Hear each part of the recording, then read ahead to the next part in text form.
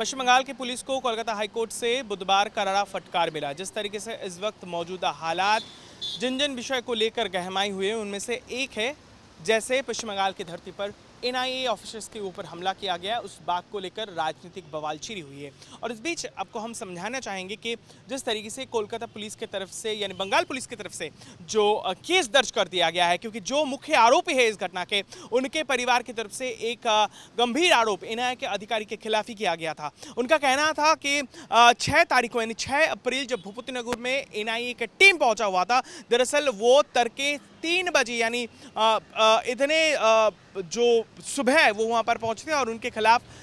गंभीर आरोप यानी सेक्सुअल असॉल्ट, उसके साथ साथ ट्रेसपासिंग और मारपीट की जो है धाराएं दर्ज करवा दी जाती है। लेकिन इस मामले को लेकर एनआईए कलकत्ता हाई कोर्ट के दरवाजा खटखटाया तो उसकी सुनवाई ने करारा जवाब बंगाल पुलिस को कलकत्ता हाईकोर्ट की तरफ से दी गई। बुधवार जय सेनगुप्ता जो कलकत्ता हाईकोर्ट के जज है, उनके ऑर्डर के दौरान ये कहा गया तो पहले तो अगले सुनवाई तक बंगाल पुलिस किसी भी तरीके की अरेस्ट एनआईए के अधिकारी के खिलाफ नहीं कर सकती। अगर जरूरत पड़ी उनसे पूछताछ करने की तो उससे पहले 72 घंटे का समय देकर, मोहलत देकर वीडियो कॉन्फ्रेंस के जरिए एनआईए के ऑफिसर्स के साथ वो पूछताछ कर सकते हैं। इसके साथ साथ जो ऑब्जर्वेशन कलकत्ता हाईकोर्ट की तरफ से रखा गया, जिस तरीके से दोनों पक्ष के रिपोर्ट वो मांगे थे, एक तरफ एनआईए का रिपोर्ट उनसे मांगा गया था और दूसरी तरफ जो है बंगाल सरकार की तरफ से भी रिपोर्ट मांगा गया था। कोर्ट का कहना है ये स्पष्ट दर्शाता है कि जो वक्त और समय की बात की गई है उसमें एनआईए ने जो वक्त कहा है कि जिस समय में वो उस गांव में रेड करने गया था और उसमें अंतर है पश्चिम बंगाल की तरफ से जो दी गई सरकार की जो समय है इस बारे में वो अंतर है। और दूसरी बात कोर्ट का ये भी कहना है कि जिस कारण धारा 325 लागू करवाया गया यानी जो आरोप जो है उसमें इंक्लूड किया गया जो सेक्शन, वो कतई इसमें शामिल नहीं किया जा सकता, क्योंकि जो मेडिकल रिपोर्ट यानी जो मुख्य आरोपी है उनमें से जिनको गिरफ्तार किया गया, जिनके पत्नी ने ही इस घटना एनआईए के ऑफिसर इसके खिलाफ मोलेस्टेशन के चार्जेस और उसके साथ साथ उनके पति को मारने की जो आरोप जो दर्ज करवाई, यानी 6 तारीख शाम करीब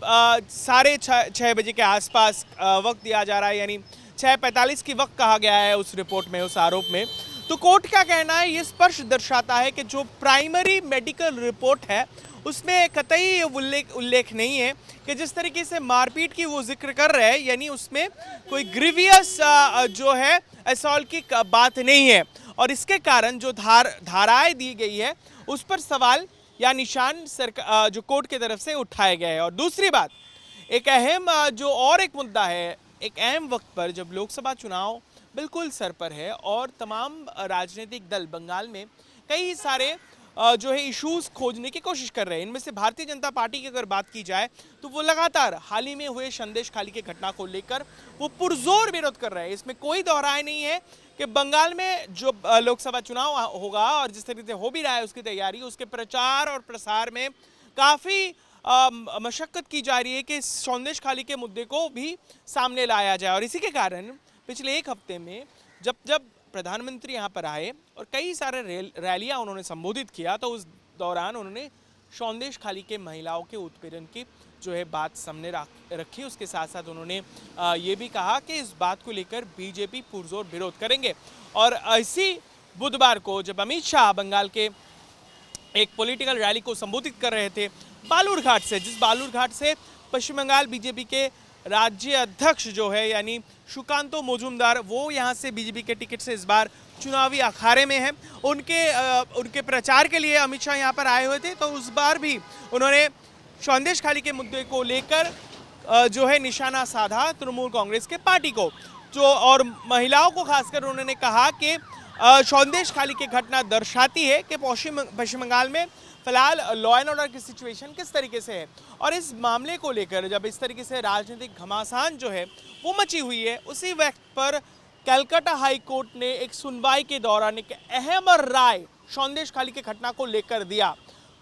कलकत्ता हाई कोर्ट ने इस मामले पर सीबीआई जांच के निर्देश दे दिया है। और खबर इस तरीके से है क्योंकि कलकत्ता हाई कोर्ट का कहना है कि जिस तरीके से जनवरी के महीने में संदेश खाली पर जब ईडी के ऑफिसर्स वहां पर छापा मारने गए और उनके ऊपर हमला किया गया, उस पर पूरा बवाल हुआ, तो उस मुद्दे पर जब सीबीआई इंक्वायरी कर रही है, तफ्तीश पर जुड़ चुकी है, तो उसके बाद जिस तरीके से सौंदेश खाली में आग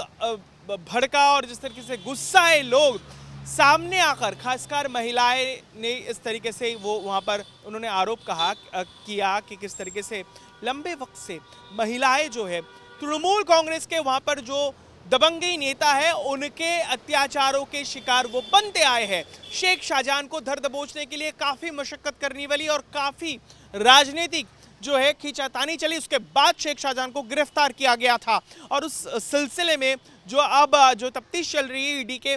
जो ऊपर हुए हमले के ऊपर जो सीबीआई की जांच चल रही है, तो सौंदेश खाली में हुए महिलाओं के ऊपर यौन उत्पीड़न और उसके साथ साथ जो जमीन हड़पने की तमाम जितने भी आरोप दर्ज किए गए हैं, इन सब सिलसिले में अब जो है सीआईडी जांच नहीं करेंगी, सीबीआई जांच करेगी। यानी एक बार फिर से एक करारा झटकार जो है पश्चिम बंगाल सरकार को मिला है और कोर्ट का ये कहना है कि ये स्पष्ट दर्शाता है कहीं ना कहीं पुलिस की इन्वॉल्वमेंट थी। जिस तरीके के आरोप वहां पर उठकर आ रहे हैं, क्यों पुलिस की जो भूमिका है उस पर सवाल निशान जरूर उठाए हैं। तो इसके चलते सीबीआई के निर्देश जो है, सीबीआई जांच के निर्देश कलकत्ता हाईकोर्ट ने सौंदेश खाली के उन तमाम मामले में दिया गया है जिनमें महिलाएं जो है अत्याचार का शिकार हो रहा था। उसके साथ साथ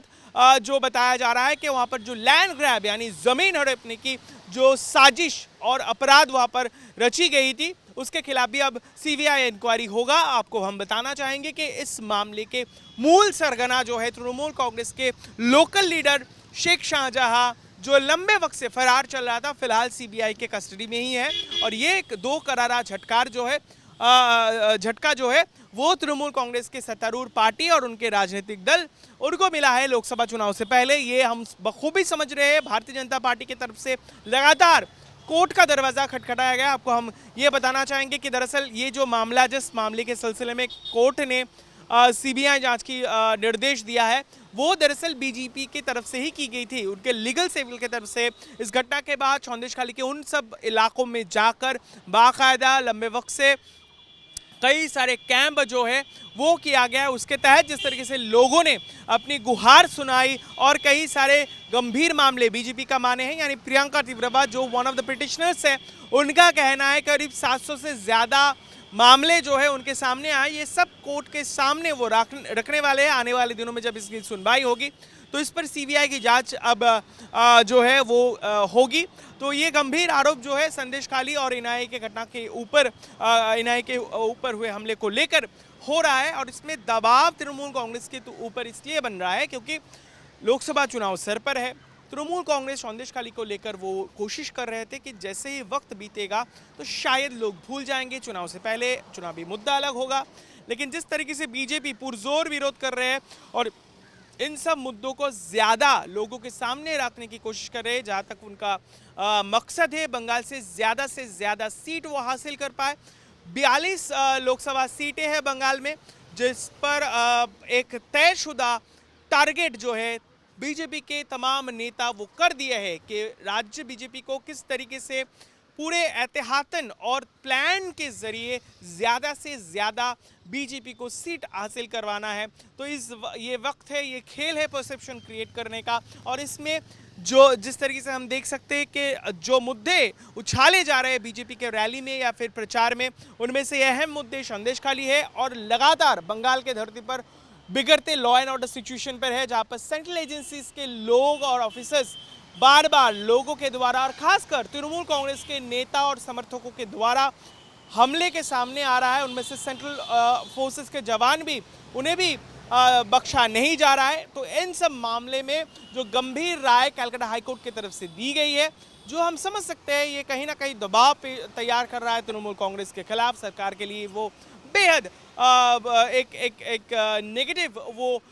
समय के सामने है, क्योंकि इस तरीके की राय जो है उनके लिए मुश्किल ज़रूर पैदा कर सकती है, खासकर एक ऐसे वक्त पर जब चुनाव सर पर है। लेकिन बीजेपी के लिए ये कहीं ना कहीं ज़्यादा जो है उनके हाथ में एम्युनिशंस दे रहे हैं ताकि वो राजनीतिक निशाना जो है तृणमूल के खिलाफ और पुरजोर कर पाए। तो दरअसल ये है राजनीतिक लेखा जोखा आज कोर्ट की जो राय रही इन दोनों घटना को लेकर, और इस पर होती राजनीति को देखते हुए जो घटनाएं जो चल रही है।